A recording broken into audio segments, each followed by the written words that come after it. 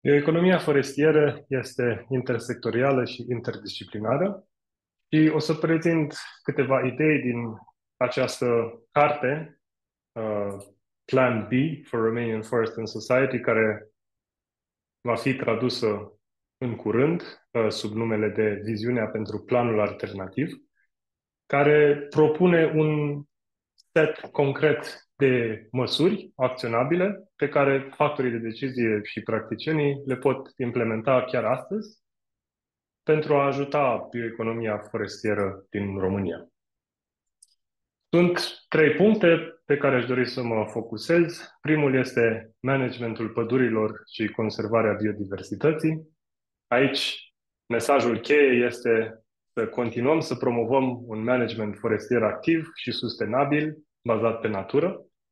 Adică practica tradițională de management în România favorizează atât un stoc mare de carbon în pădure, cât și un management activ care poate duce la o sequestrare continuă a carbonului și la o reducere a degradării pădurilor.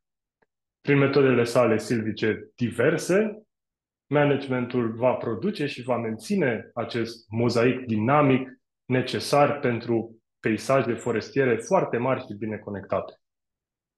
Un astfel de mozaic activ gestionat va combina utilizarea resurselor cu conservarea naturii și va oferi o modalitate integrată de management forestier și o bază solidă pentru o bioeconomie viabilă. Cel de-al doilea punct sau mesaj pe care aș vrea să-l prezint este legat de inovație, comerț și afaceri.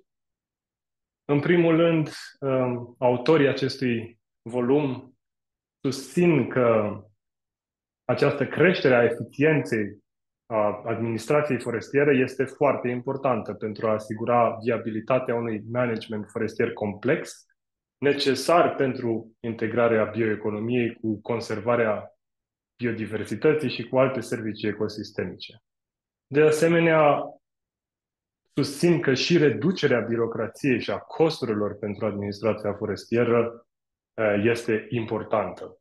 Este esențial pentru ca sectorul forestier românesc să fie competitiv pe piețele internaționale. Și un alt mesaj cheie legat de inovație, comerț și afaceri este și susținerea antreprenoriatului în bioeconomia forestieră. Investiția în programele de educație și formare, precum și programele de sprijin care pot oferi sau sprijini această eficacitate a utilizării biomasei, a diversificării lanțului de aprovizionare și a portfoliului de produse lemnoase și alte produse ecosistemice, desigur. Și nu în ultimul rând, câteva mesaje cheie legate de societate, politică și guvernanță. În primul rând, legate de tema dezbaterii, și anume strategia forestieră coerentă, care trebuie să fie și este în mare măsură transparentă și social inclusivă și bazată mai ales pe evaluări științifice, folosind un sistem bazat pe informații de încredere. Un alt mesaj cheie aici este adaptarea noilor abordări de guvernanță și diversificarea instrumentelor de politică pentru a folosi eficient întregul spectru de servicii ecosistemice care oferă beneficii proprietarilor de terenuri, comunităților locale și societății civile.